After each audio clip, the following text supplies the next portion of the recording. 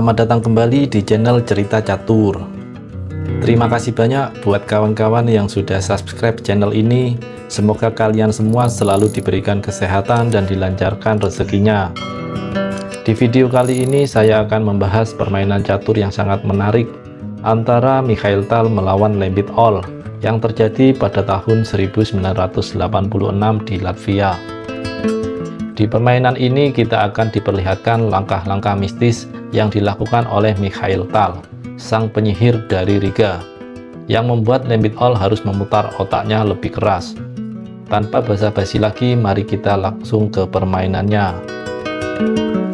Di sini Mikhail Tal memegang buah putih dan Lembit All memegang buah hitam. Tal mengawali permainan dengan langkah pion ke E4, dibalas pion ke C6. Pion putih ke D4, pion hitam ke D5, sebuah pertahanan karokan. Selanjutnya Tal mengembangkan kudanya ke D2, pion makan pion di E4, dibalas kuda makan pion. Kuda B hitam ke D7, Tal selanjutnya menggerakkan gajahnya ke D3, kuda D hitam melompat ke F6, menantang kuda. Mikhail Tal menolak dan melompatkan kuda ke G5, dan ini langsung diusir dengan pion ke H6.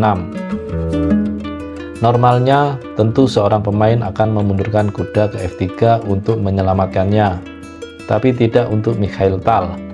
Meskipun permainan baru berjalan beberapa langkah, namun Mikhail Tal mulai menunjukkan aksinya. Tal justru melompatkan kudanya ke tengah api, kuda ke E6, mengorbankan kuda dan sekaligus mengancam menteri hitam. Namun Lembit tidak menerima pengorbanan. Dia lebih memilih melakukan skak dengan menggerakkan menteri ke A5 skak. Karena jika di posisi ini Lembit menerima pengorbanan dengan pion pukul kuda putih, maka skak mat dalam satu langkah, ya gajah ke G6. Karena alasan itulah Lembit lebih memilih menteri ke A5 skak. Tal menutup skak dengan gajah ke D2, sekaligus balik mengancam menteri, memaksa menteri hitam bergerak sekali lagi. Dan perlu diketahui, kuda ini juga punya tujuan ke C7 skak benteng. Jadi perginya menteri harus tetap menjaga petak C7. Satu-satunya peta adalah menteri ke B6. Langkah selanjutnya dari Mikhail Tal bukannya menyelamatkan kuda, Tal malah melangkahkan kuda G ke F3. Dengan senang hati Lembit menerima pengorbanan, pion pukul kuda. Dan tentu saja Tal melakukan skak dengan gajah ke G6. Raja hitam terpaksa bergeser ke D8. Selanjutnya Tal mengamankan rajanya dengan cara rokade pendek. Pion hitam maju ke C5, pion maju ke C4, pion makan pion D4, dan dengan santainya Tal memakan pion dengan kuda, sekali lagi mengorbankan kudanya. Tentu saja di posisi ini jika menteri berani pukul kuda, maka gajah akan ke A5 skak. Menteri hitam dipastikan akan tumbang. Karena alasan itulah Lembit tidak makan kuda, tapi memilih pion maju ke E5, mengancam kuda. Tal tidak menyelamatkan kudanya, tapi pion maju ke C5, mengancam menteri dan mengorbankan pionnya.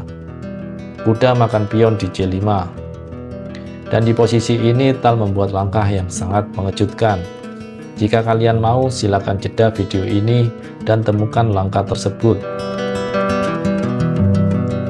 Selamat buat kalian yang menemukan langkah tersebut.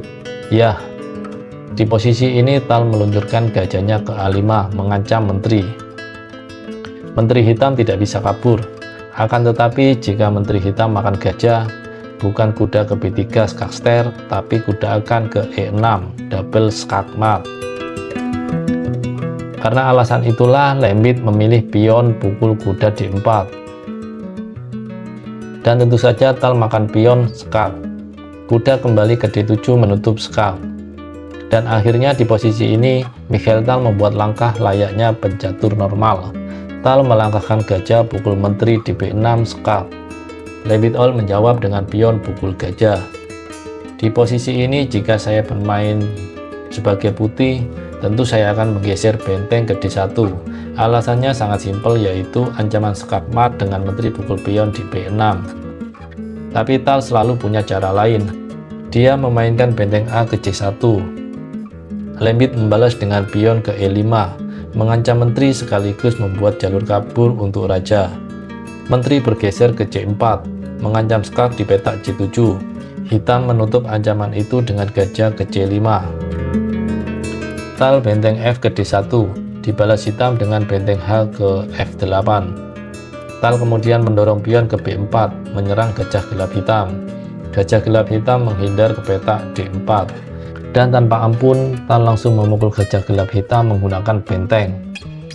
Dan setelah langkah ini, Lembit All akhirnya memutuskan menyerah. Hitam terpaksa menyerah, karena jika permainan dilanjutkan, contohnya dengan langkah pion makan benteng di petak D4, maka hitam akan terkena skak mat hanya dalam 5 langkah.